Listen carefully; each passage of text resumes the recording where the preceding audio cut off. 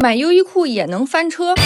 别再瞎买了！在设计师眼里，优衣库只有20%的衣服用的是顶级大牌的老钱第一逻辑，剩下的80%啊，全是肉眼可见为了割中产韭菜的工业废料。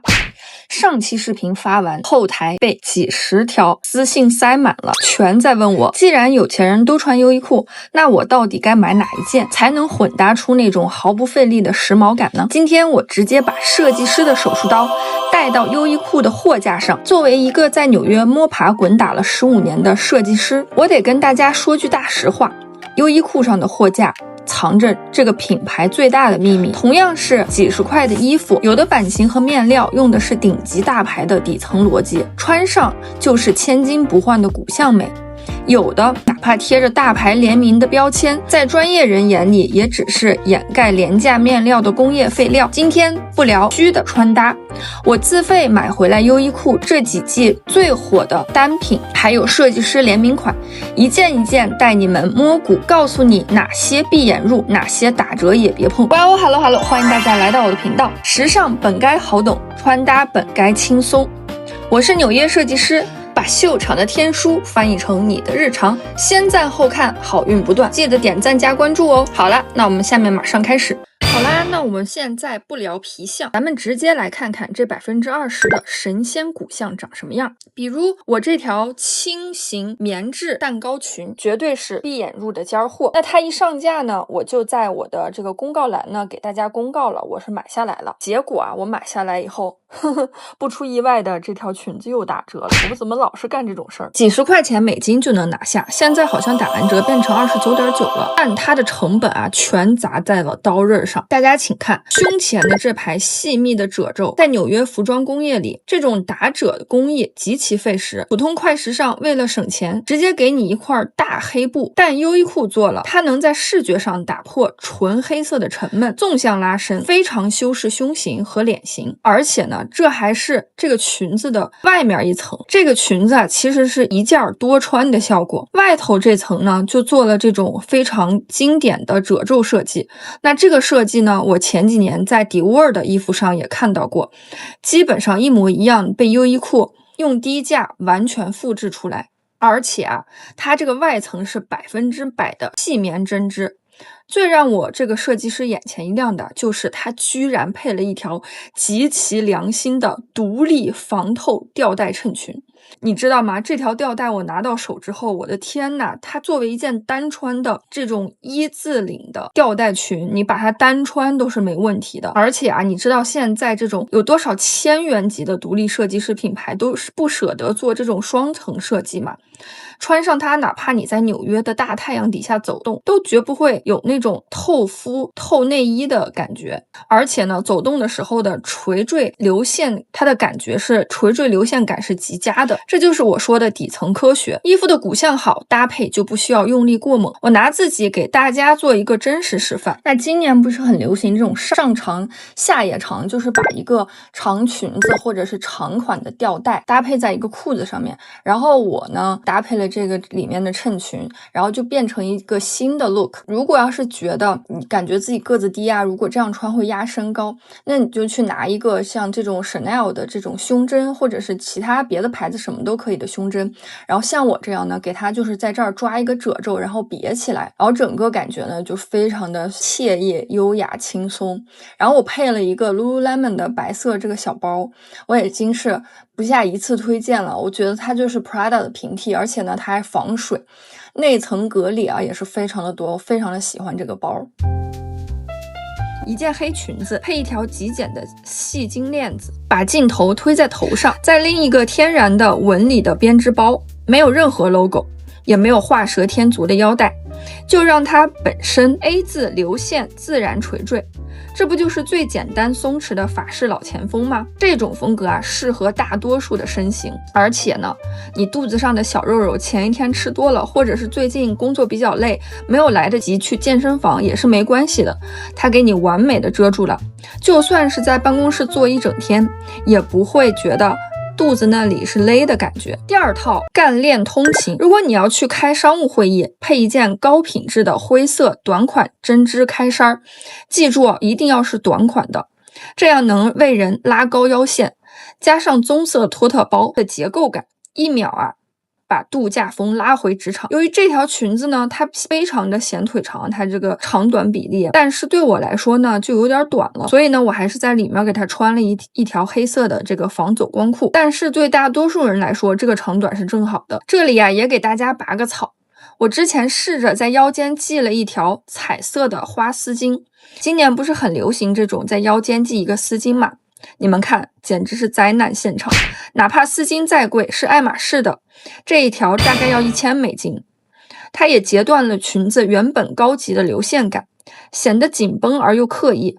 这就是典型的皮相破坏了骨相。那7、8月份呢，我马上就要去首尔和东京旅行了。这条裙子呢，已经稳稳地放进了我的行李箱。它揉在箱子里也不娇气，拿出来白天能配平底鞋逛街穿，晚上把这个衬裙拿下来，而且它这个衬裙和这个外层这条裙子上面还非常贴心的做了一个这种扣子的设计啊。然后你要是把它穿在一起叠穿的时候呢，完全不会说是2件分开的感觉，它给你固定的很好。那如果分开单穿这个里面的这个衬裙呢，在这个衬裙上披一件开衫，就能去米其林餐厅了。这一件一衣多穿、经得起时间考验的长期主义单品，才是我们花钱的终极意义，也是我们穿衣的态度。不是衣服定义我，而是我在定义衣服。如果你也认同这种清醒的消费观，记得点赞关注。我是把秀场天书翻译成你的日常的设计师。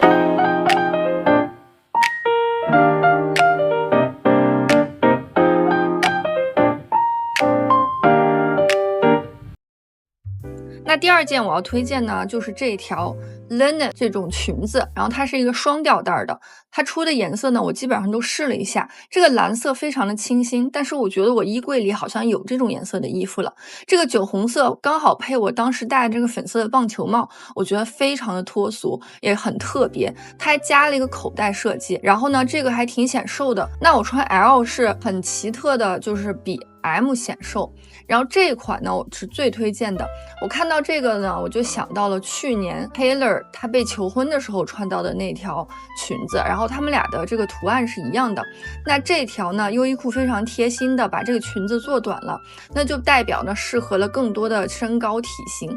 那我呢也是穿了这条白裙子，在30多度的纽约，然后外面逛街呢也是一点都不热的，而且它这种亚麻材质的非常的这种吸汗呢，然后配一个小白鞋，运动鞋和这种都可以。而且呢，它这个白色、浅色、米色是容易走光的嘛，然后它只有给这个颜色配了一个白色的衬裙，而且呢，这个衬裙质量是非常的好的。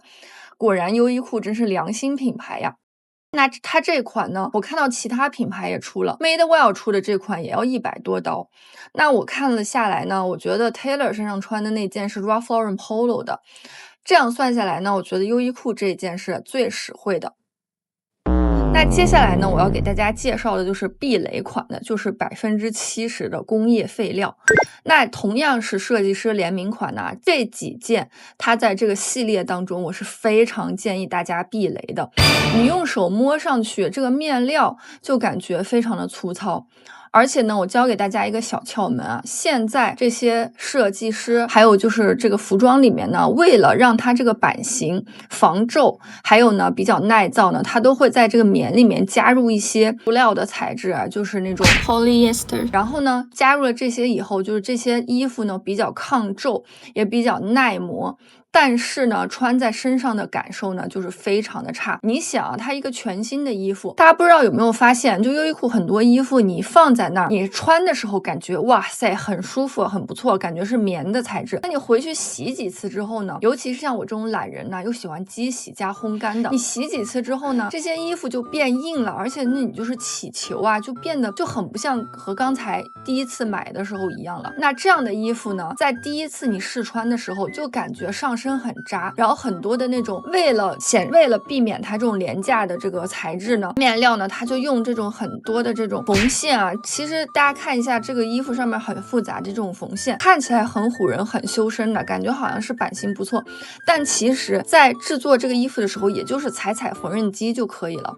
这种线呢，没有什么材质，没有什么版型可言的，而且往身上一勒，你别提多难受了。又加上这个塑料很多的材质，你夏天一出汗，在身上简直就是地狱级别的难受，而且一点都不透气的。那我上身穿的时候呢，我就感觉，由于它这个没有版型呢，它简直非常的显胖，把我有肉的地方都勒出来了，而且呢，简直是又扎又勒，而且还有塑料感，我赶紧就给它脱下来了。作为一个大码设计师呢，在我的避雷清单上面就是这种夏日针织衫。大家知道这个针织衫是很容易把人给显胖的，那优衣库他家的也不例外。我看模特穿着还挺好看的，就扒下来试了一下，果然呢，虎背熊腰，有没有？而且呢，它这个带防走光裤的这个短裙呢，这个款式呢也是火了好几年了。那最初呢是这个 Friends 里面的 Rachel 穿的，那我也是很激动的看到它出了白色款，我就拿到试衣间试了一下，结果它这个腰臀比完全没有就是戳中我们现代人这个亚洲人的这个胯宽呢。不知道它是按他们日本人的体型做的，还是按欧美人体型做的，但是在我身上呢，就是很奇怪。大家可以看一下，就胯这块不够宽，然后呢腰又感觉还挺勒的，就是哪儿都不对。然后这一件呢，我也是非常避雷的，它型儿是不对的啊。那我觉得它这个牛仔裤还不错。这一件呢，就是我刚才说典型的在店里试的感觉，还面料不错的，然后穿上很舒服。但是等我拿回去洗过之后，它就变得很硬了。所以呢，这就是我对这个优衣库的牛仔裤的这个评价。